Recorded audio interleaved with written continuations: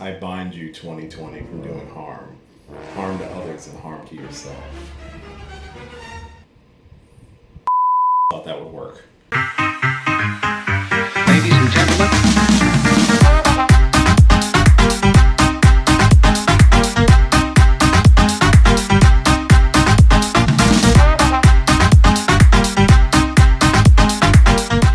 Hey, what's going on, everybody? It's your boy Will, and we are still in the month of October taking a look at some horror movie classics. And another classic on the docket for today, I am taking a look at 1996's The Craft. This is a cult classic.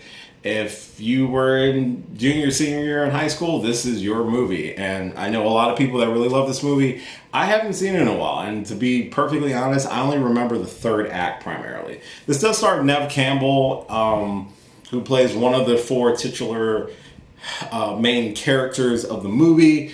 It focuses on Sarah, who is a new transfer student to high school in Los Angeles. She's gone through a lot of trauma, the loss of her mother when she was born, and just doesn't really fit in. And obviously in this new school, she doesn't fit in with a lot of the more popular, cliquish type people. Let me just say this right off the bat. This school is populated with so many assholes. So, excuse my language, but so many terrible people. Now, eventually she does kind of connect with three other girls who they all realize that they practice witchcraft. They are witches, and the movie focuses on their development as witches. And like most things involved with, unstable high schoolers, things kind of go off the rail pretty quickly. What to say about the movie? So, I think it's a good movie. It's definitely of its time. Let me just say that right off the bat. If you were junior, senior year in high school, this is definitely your movie. If you've ever felt like you were kind of outcast, it's definitely a movie for you. It does a really good job setting up you as a viewer to see these four women and understand why they do what they do over the course of the movie. They feel completely separated from the society of the high school. The characters within this school are your basic archetype of high school stereotypes. You have your jock, who's a womanizer and a borderline rapist. You have the popular blonde girl who is clearly racist to the one black girl that I actually see in the movie. And then you have all of the main characters have some sort of major trauma or something. Their home life is bad. They're disfigured because of some scars. You're a new kid, you're a new girl in a new school, and it's hard to try to fit in. The only character that doesn't really seem to fit to me is Rochelle. She doesn't seem to have a bad home life, and besides having the one racist white girl making fun of you, I'm like, why are you hanging out with her? I mean, I get it if you're into it. So yeah, she doesn't really seem like she fits in with the other four, but obviously they have a connection with each other, and they use that connection to summon the power of the elder god. And at this point in the movie is where it kind of feels like it kind of goes off the rails a little bit. They abuse their power, they use it to get what they want, but clearly it's causing them to do things that I think towards the end they obviously regret. Nancy and Sarah are the two kind of main antagonists. Nancy, obviously, she comes from a very broken home life. She's not the most mentally stable person, so giving her great power is not necessarily what I think an elder god should have done, but hey, movie's got a movie, right? I think the story is pretty solid. I think it's a solid story. It shows, it makes you feel empathy for the four girls because they have a kind of a crappy situation on their hands, so you kind of root for them to give these other people in this school kind of what they deserve to a degree, but obviously like most horror movies it goes off the rails. But really Sarah is the only one that sees this and realizes that this power is corrupting her friends. And it boils down into a really well done third act. The third act of this movie is probably the one part of the movie I remember the most from seeing it years ago. I think a lot of the practical effects in the movie are really well done. There's a really cool scene towards the end when Nancy's attacking Sarah, and you can tell it's all practical effects. They're against the wall, and she's like attacking and trying to stab her and stuff like that. Some of the CG effects definitely do not age well. This is 96, so they don't hold up well. But overall, I think the effects of the movie are pretty well done. I do want to point out something with Sarah, who's the main protagonist. She's played by Robin Tunney in the movie. Who told her to run? Because her running is like, it's just like, it's so bad. It's such bad running, but it's one of the things about the movie that kind of made me chuckle. It just is like, wow, girl, you're being chased. You need to run faster.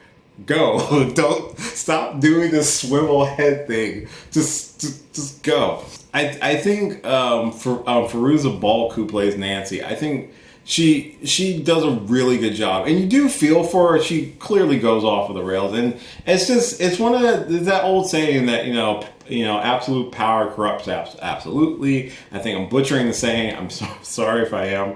She obviously is a sympathetic character who clearly goes off the rails. She should not have gotten that power. I mean, there was a point in the movie where if it's movie logic, it's like a logical person would be like, hey, I think we've gone too far. Maybe we should pull it back a little bit. Definitely of its time in terms of like the storytelling and as well as the graphics of it, but I like the overall story of it. Some of the dialogue's a little rough. Everyone's kind of in this gray area in the movie, which I think makes it. I can see why this resonated with so many people. It's not really just good and bad. None of the characters, even Nancy's descent into her darkness, it's not really she's evil. It's just that she's hurt. She's a hurt kid. And even though the actors are well over the age of 18 and not really high schoolers, they're still portraying children, high schoolers. And she comes from a broken home, abusive stepfather and stuff like that. So I completely understand why she gravitated towards this sort of power, but obviously being in that mental state was not the best thing for her.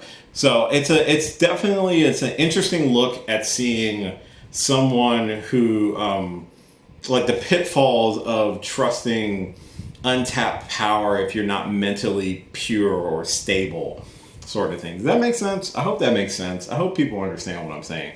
Overall, The Craft is definitely a cult classic. If this came out right at that age when you were looking for that, if you're looking for that place of being or that something different, this kind of resonated with you. If you're, it's not really it seems like a horror movie, but it didn't feel like a horror movie to me. I guess because it's not like a slasher movie. It's not like Scream or I Know What You Did Last Summer or Halloween or stuff like that.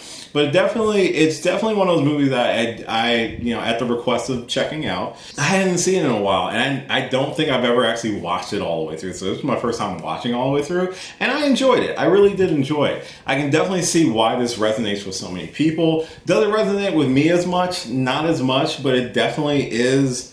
It's a fun movie to watch. The acting is a little kind of wonky, but I get the premise and I get the storytelling of it, and I think all the actors especially the main four, gave a really good performance. And this was like, I think Neve Campbell did this and Scream in the same year. I think both of them came out in 96. I have to go back and double check. But this was like, I think Neve Campbell's first major sort of movie role. So this was kind of cool.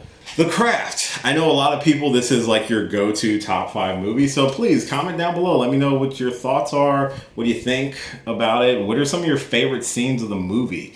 Let me know in the comments. And also, again, let me know some other movies, maybe not your typical slashers, but other stuff I should check out. I'd love to hear and get suggestions of other movies I've never really seen or not watched all the way through, and just to take a look again, that sort of thing. So, as always, thank you so much for watching this and all of my videos. I really do appreciate it. It means so much to me. I'm almost at 200 subscribers. I think I only need like 10 more at the time of recording.